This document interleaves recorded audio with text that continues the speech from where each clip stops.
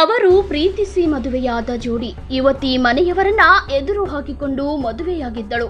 ಸಂಸಾರ ಚೆನ್ನಾಗಿ ಮಾಡಬೇಕು, ಜೀವನದಲ್ಲಿ ಮುಂದೆ ಬರಬೇಕು, ಎಲ್ಲರೂ ಮೆಚ್ಚುವಂತೆ ಬದುಕಬೇಕು ಎಂಬ ಆಸೆಯನ್ನು ಕಂಡವಳ ದುರಂತ ಅಂತ್ಯವಾಗಿದೆ. ಹಾಗಾದ್ರೆ ಏನಿದು ಸ್ಟೋರಿ ಅಂತೀರಾ? ಇಲ್ಲಿದೆ ಡೀಟೇಲ್ಸ್.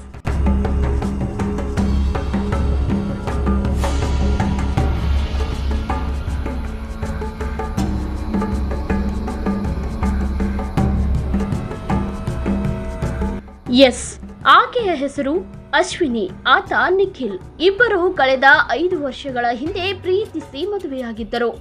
ಆದರೆ ಕಾಲ ಕಳೆದಂತೆ ಸಮಸ್ಯೆಗಳು ಕಾಣಿಸಿಕೊಳ್ಳಲು ಆರಂಭವಾಯಿತು. ಚೆನ್ನಾಗಿಯೇ ಇದ್ದ ಪತಿ ತನ್ನ ಪತ್ನಿಗೆ ದಿನನಿತ್ಯ ಕಿರುಕುಳ ನೀಡಲು ಆರಂಭಿಸಿದ್ದ. ಹುಬ್ಬಳ್ಳಿಯ ರೇಣುಕಾ ಕಾಲೋನಿಯ ಗಿರಿಯಾಳ್ ರೋಡ್ನಲ್ಲಿ ವಾಸವಾಗಿದ್ದ ದಂಪತಿಗಳಿಗೆ 2 ಹೆಣ್ಣು ಮಕ್ಕಳು ಇದ್ದರು. ಕಳೆದ 2 ವರ್ಷಗಳಿಂದ ದಾಂಪತ್ಯದಲ್ಲಿ ಸಮಸ್ಯೆಗಳು ಹೆಚ್ಚಾಗಿ ಕಾಣಲಾರಂಭಿಸಿದವು. ಮನೆಯಲ್ಲಿ ಆಗಾಗ ಜಗಳಗಳು ನಡೆಯುತ್ತಿದ್ದು, ಮಾನಸಿಕ ಒತ್ತಡ ಕೂಡ ಹೆಚ್ಚಾಗಿತ್ತು. ನಿನ್ನೆ ಸಂಜೆ ಕೂಡ ಇದೇ ವಿಷಯವಾಗಿ ಗಲಾಟೆ ನಡೆದಿದ್ದು, ಇದರಿಂದ ಬೇಸತ್ತ ಪತ್ನಿ ಅಶ್ವಿನಿ ಆತ್ಮಹತ್ಯೆ ಮಾಡಿಕೊಂಡಿದ್ದಾರೆ ಎಂಬ ಮಾಹಿತಿ ತಿಳಿದು ಬಂದಿದೆ. ಇದರ ಜೊತೆಗೆ ತವರು ಮನೆಯಿಂದ ಹಣವನ್ನು ತೆಗೆದುಕೊಂಡು ಬಾ ಎಂದು ಸಹ ಕಿರುಕುಳ ನೀಡುತ್ತಿದ್ದ ಆರೋಪ ನಿಖಿಲ್ ವಿರುದ್ಧ ಕೇಳಿ ಬಂದಿದೆ. ಇದು ಅಶ್ವಿನಿಗೆ ಗಂಭೀರ ಮಾನಸಿಕ ಒತ್ತಡಕ್ಕೆ ಕಾರಣವಾಯಿತು. ಮೊದಲೇ ಮನೆಯವರ ವಿರೋಧದ ನಡುವೆ ಮದುವೆಯಾಗಿದ್ದ ಅಶ್ವಿನಿಗೆ ಇದು ಸಂಕಷ್ಟಕ್ಕೆ ಈಡು ಮಾಡಿತ್ತು. ಇದರಿಂದ ಬೇಸತ್ತ ಅಶ್ವಿನಿ ನಿನ್ನೆ ಸಂಜೆ ಆತ್ಮಹತ್ಯೆ ಮಾಡಿಕೊಂಡಿದ್ದಾರೆ.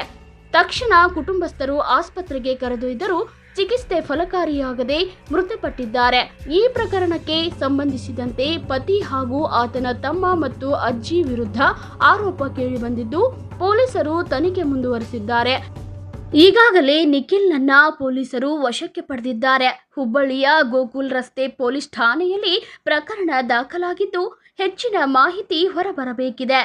ನಮ್ಮ ದೋಸ್ತನ ಮಗಳರವಳು ಸುಮಾರು ಮದುವೆ ಮಾಡ್ಕೊಂಡಿದ್ದು, ಆಕೆ ಪ್ರೀತಿಲಿಂದ ಮದುವೆ ಮಾಡ್ಕೊಂಡಿದ್ದು, ಎತ್ತಗಾರ ಚೆಂದಾಗಿರಲಿ ಅಂತೇಳಿ ನಾವು ಅಂದ್ಕೊಂಡಿದ್ವಿ. ಮತ್ತು ಮನೆಯಿಂದ ಏನು ಬೇಕಾದರೂ ಸಹಾಯ ಅವ್ರ ತಾಯಿಯವರಾಯ್ತು, ಅವ್ರ ಅಕ್ಕ ಆಯ್ತು, ಅವ್ರ ಅಣ್ಣತಂಬರ ಆಯ್ತು, ಎಲ್ಲ ಸಹಾಯ ಮಾಡ್ತಿದ್ರು. ಅವ ಕುಡ್ದು ಬೀಳೋದಕ್ಕೆ ಮೊದಲು ಆಟೋ ಹೊಡಿತಿದ್ದಂತ, ಈಗೇನೋ ಕಾರ್ಪೊರೇಷನ್ ಗಾಡಿಯನ್ನು ಹೊಡೆಯತ್ತಾನವ.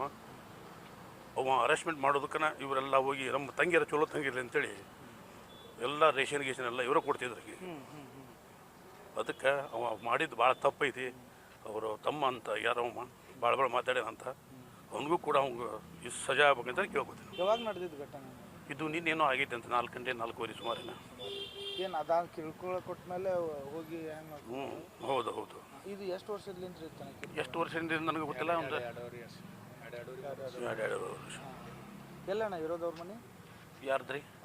ಅವ್ರದ್ದು ಮೊದಲು ಇದು ಚನ್ನಪೇಟೆ ಇತ್ತು ರೀ, ಇಂದ್ರಾನಗರ ಚನ್ನಪೇಟೆ. ಅಂದರೆ ಎಲ್ಲರೂ ಕೂಡಿದ್ದಾಗ? ಹಾಂ, ಕೂಡಿದಾರ ಎಲ್ಲರೂ ಚಲೋದಾಗ ನೋಡ್ಕೋತಾರ ಅಂತ ನಾವು ಸುಮ್ಮನೆ ಇದ್ವಿ. ಹೋಲ್ಬಿಡಪ್ಪ, ಆಕಿ ಪಾಡಿಗೆ ಮಾಡ್ಕೊಂಡಾಳ. ಯಾರು ಮದುವೆ ಮಾಡ್ಕೊಳ್ಳಾರದ ಎಲ್ಲವೂ ಮಾಡಿದವ್ರು ಯಾರು ಅದಾರ, ಇರಲಿ ಆಕಿ ಮಾಡ್ಕೊಂಡಾಳ ಅಂದ್ರೆ ಆಕೆ ದಾರಿಗೆ ಆಕಿ ಪಾಡಿಗೆ ಬಿಟ್ಬಿಡೋಣ ಅಂತೇಳಿ ನಮ್ಮ ಫ್ರೆಂಡ್ ಹೇಳಿದ. ನಮ್ಮ ಈಗ ಏಕಾಏಕಿ ಹಿಂಗಾಗೈತಿ. ಏನು ಹುಡುಗ ಏನು ಮಾಡ್ತಿದ್ದಾನ? ಅವ ಏನೋ ಕಾರ್ಪೊರೇಷನ್ ಗಾಡಿ ಏನೋ ಹೊಡಿತಿದ್ದ ಅಂತಲ್ರಿ. ತಂದು ಆಗ್ತಿರ್ಲಿಲ್ಲ ಮನೆ? ಏನು ತಂದು ಆಗ್ತಿದ್ದಿಲ್ಲ, ಹಂಗೆ ಹುಡುಗರು ಬಂದು ಬೀಳೋವ. ಎಷ್ಟು ಜನ ಮಕ್ಕಳು ಅವ್ರಿಗೆ? 2 ಜನ ಅಂತಾರೆ. ಒಂದು 2 ಹೆಣ್ಣು ಅದಾವ ಅಂತ. 2 ಹೆಣ್ಣು ಅದಾವ. ನಿನ್ನೆ ಇನ್ಸಿಡೆಂಟ್ ಆಗಿದೆ. ಪೊಲೀಸ್ ಕಸ್ಟಡಿಗೆ ತೊಗೊಂಡ್ರ? ಹಾಂ, ತೊಗೊಂಡಾರ. ನಿಮ್ಮ ಹೆಸರು? ಬಸವರಾಜ್ ಕಲಾದಿಗೆ ಅಂತೇಳಿ.